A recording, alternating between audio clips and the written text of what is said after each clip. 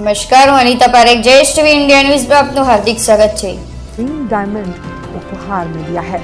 प्रधानमंत्री ने अमेरिकी राष्ट्रपति जो बाइडेन को एक विशेष चंदन का डिब्बा भी भेंट किया, जिसे जयपुर के एक मास्टर शिल्पकार द्वारा हस्त निर्मित किया गया है।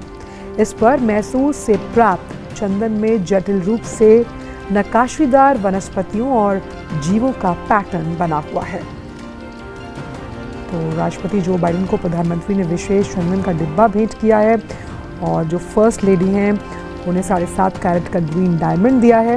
और ये जो विशेष मुलाकात रही फर्स्ट लेडी और अमेरिकी राष्ट्रपति के साथ, आप देख सकते हैं बेहद खास रही, अनौपचारिक सी मुलाकात है ये। और एक नए आयाम की तरफ बढ़ते हुए दोनों देशों के रिश्ते, जब हम 21वीं सदी में भारत के युग का जिक्र करते हैं, हम भारतीय ताकत की बात करते हैं, ग्लोबल साउथ की मुखर आवाज़ की बात करते हैं, तो भारत अपनी बात मुखरता से रखता हुआ और अमेरिका के साथ रिश्तों को एक नई परिभाषा देता हुआ।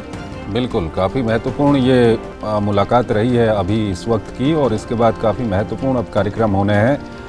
जो आधिकारिक बातचीत है दोनों राष्ट्राध्यक्षों के बीच में, प्रधानमंत्री नरेंद्र मोदी और अमेरिकी राष्ट्रपति जो बाइडेन के बीच में प्रतिनिधि मंडल स्तर की, वो आज शाम को, यानी कि वहाँ के अनुसार वो कल आज वो बातचीत होगी। उसके अलावा संसद के संयुक्त सत्र को, अमेरिकी संसद के संयुक्त सत्र को भी प्रधानमंत्री मोदी वहाँ पर संबोधित करेंगे। साथ ही साथ अमेरिकी राष्ट्रपति जो बाइडेन की ओर से उनके राजकीय सम्मान में भोज भी वहाँ पर दिया जाएगा।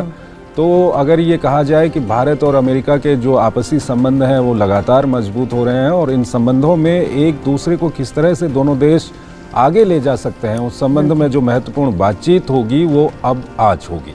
और ये जो पर्सनल कनेक्ट है प्रधानमंत्री का, जब किसी देश में किसी राष्ट्राध्यक्ष से मिलते हैं चंद्रशेखर, यही उनको हम मान सकते हैं कई प्रधानमंत्रियों से अलग बनाता है। और यहाँ पर हम देख सकते हैं जिस तरह से जो पर्सनल केमिस्ट्री है और दोनों राष्ट्राध्यक्षों की, ये हमने कई जो मल्टीलैटरल फोरम्स हैं वहाँ पर देखी है। और उसकी वजह से ही हम ये मान सकते हैं कि दोनों देशों के रिश्तों में एक भावी असर नज़र आता है।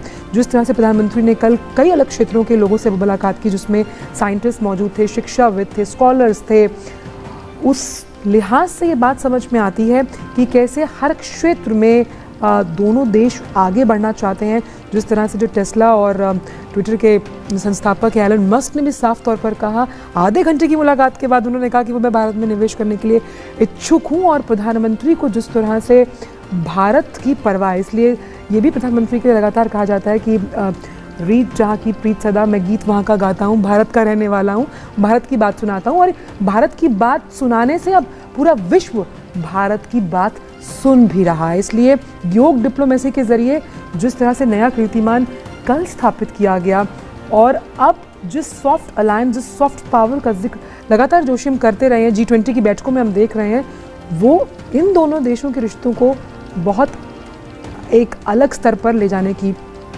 उम्मीद रखता है।